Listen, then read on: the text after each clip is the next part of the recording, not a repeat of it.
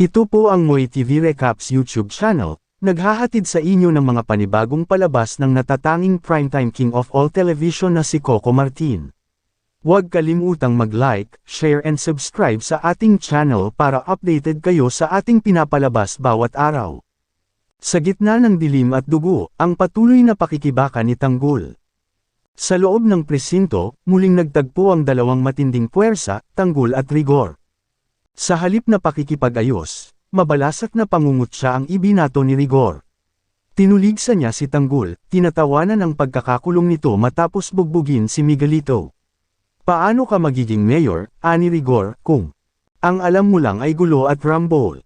Habang nakakulong pa si Tanggol, kumilos si Miguelito sa likod ng mga anino.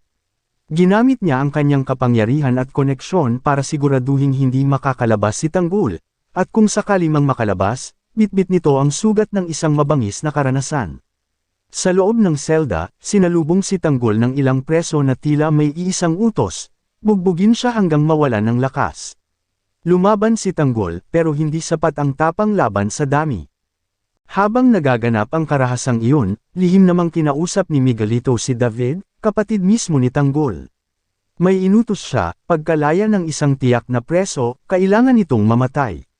Nagtaka si David pero hindi na siya sinagot. Isa lang ang malinaw, may dugo na namang dadanak. Sa kabutihang palad, dumating ang mga matataas na opisyal ng pulisya. Pinatigil ang bugbugan, at sa hindi inaasahang pangyayari, pinalaya si Tanggol. Isang utos mula sa itaas ang nagpalaya sa kanya. Paglabas niya ng kulungan, sinalubong siya ni Don Julio, kasabay ang mga kaibigan at taga-suporta. Duguan si Tanggol, halos hindi makatayo, ngunit ang kanyang tapang ay buo pa rin. Kasama sa sumalubong si Roda, at dama ang saya ng mga taga-suporta. Ngunit sa lilam ng kasiyahan, may isang anino ng panganib, si David, may hawak na baril, handang bawiin ang buhay ng mismong kapatid. Ngunit sa huling segundo, nagduda siya. Hindi niya maiputok ang baril. Sa kabilang dulo, galit na galit si Miguelito, isang utos na muling nabigo. Habang lumalapit ang halalan, sa Quiapo, isinagawa ang makulay at magarang prosesyon ng mga kandidato.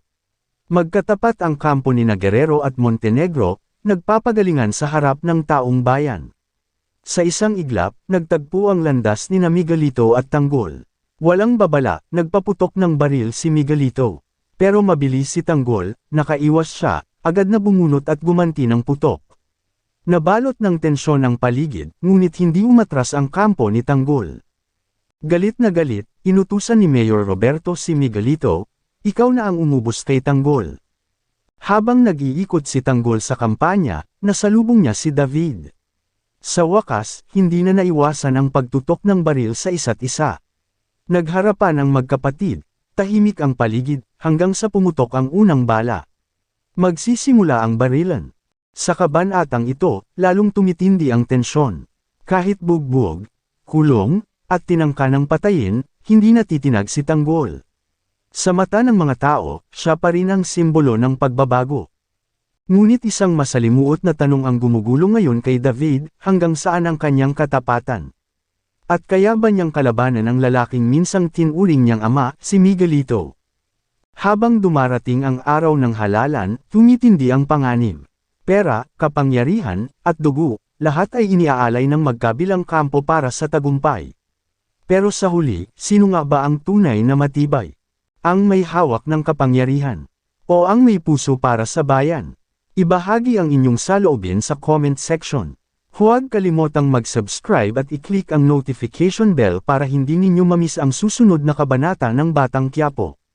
Maraming salamat sa panunod at magkita-kita ulit tayo sa susunod na kwento.